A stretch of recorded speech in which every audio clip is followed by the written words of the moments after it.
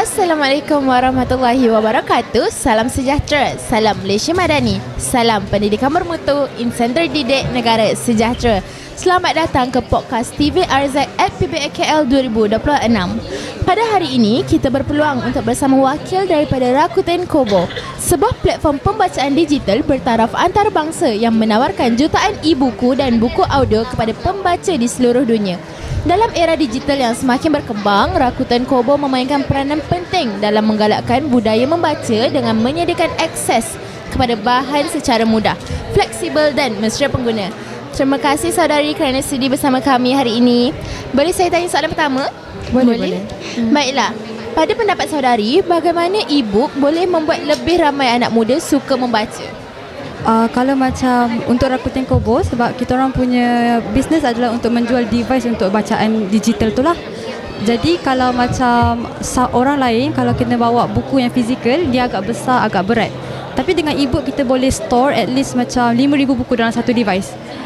So kalau kita nak bawa satu device kecil tu, kalau kita nak ubah-ubah buku kita sepanjang perjalanan tu pun kita boleh. Kalau nak bawa satu buku, kita kena habiskan satu buku tu je lah. Dah habis pun dah tak nak baca buku lain, betul. kan? Kalau yang ni kita tak suka, kita boleh tukar buku yang kita nak baca juga. And then kalau macam physical books, kita tak boleh nafikan memang the best. Tapi something macam kanak-kanak sekarang sangat banyak buku dekat rumah, and dia ambil space banyak dekat dalam rumah jugalah. So macam e-reader ni, dia lagi memudahkan you untuk bawa you ke mana-mana. And especially kalau student kan, nak bawa beg berat. So e-reader ni is like, dia tak sampai 200 gram pun, dan you boleh bawa mana-mana dah. Dan sangat ringan lah. Lagipun senang sikit kan kalau macam bawa buku, lepas tu kalau air kita tertumpah ke apa semua dah tak boleh membaca, Betul. kan? Ya, betul. Baiklah, soalan saya yang seterusnya, apa cabaran saudari untuk menggalakkan orang membaca secara digital di Malaysia? Buat masa sekarang, saya rasa ramai orang muda, diorang suka macam short term entertainment. Macam kalau kita buka TikTok video kan, dia punya video sekarang macam 1 minit, 2 minit. So kita punya attention span tu makin berkurang. Kalau nak baca buku, kita perlukan attention span yang agak panjang lah, sebab kita nak baca satu buku yang tebal, maybe 200-300 muka surat. So untuk galakkan orang membaca tu, kita kena pupuk balik minat membaca tu daripada awal sebenarnya. Betul. Jadi maksudnya apa tarikan yang ada dekat Rakuten Kobo ni? Adakah dia berwarna? Sebab macam saya sendiri pun suka benda-benda yang berwarna lah, berbanding black and white punya buku fizikal. Kalau macam Kobo punya e-readers, kita ada a few models lah. Dia ada yang black and white punya screen, dia ada colour screen juga. So kalau yang black and white screen ni, kita selalu recommend kalau orang tu suka membaca novel yang biasa je lah, tak ada grafik. Tapi kalau orang tu memang suka komik ataupun memang dia appreciate covers with colours, kita akan recommend colour screen lah, sebab macam mana pun it's up to diorang punya preference.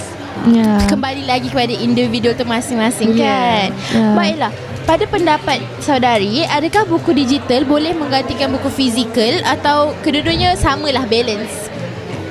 Okay, kalau macam buku fizikal, actually kita dua-dua ada kebaikan dia juga, and kita pun tak boleh cakap yang physical books is not the best. Physical books is always the best, and kita masih mengekalkan tradisi tu, which is physical books, and kita masih student masih perlukan buku untuk tulis ke apa-apa lagi, macam lagi compatible macam tu.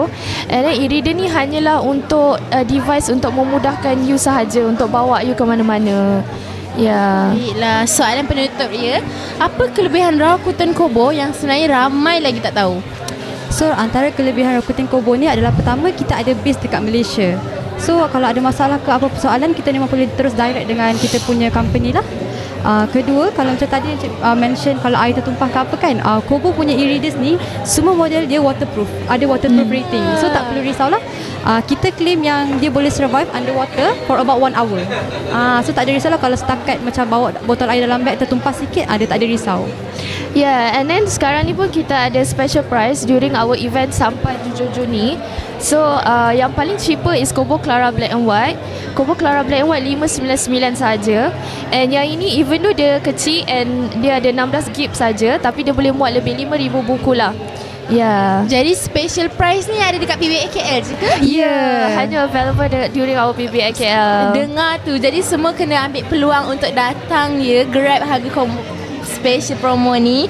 Baiklah, terima kasih saudari atas perkongsian yang sangat bermanfaat pada hari ini. Jelas bahawa teknologi bukan sahaja mengubah cara kita mendapat maklumat, malah membuka lebih banyak peluang untuk masyarakat mengakses bahan bacaan dengan lebih mudah dan fleksibel. Kepada para pendengar, terima kasih kerana mengikuti episod podcast TV Arzak FPBAKL 2026 ini. Semoga perkongsian hari ini dapat memberi inspirasi kepada kita semua untuk terus membudayakan amalan membaca, sama ada melalui buku bercetak maupun platform digital.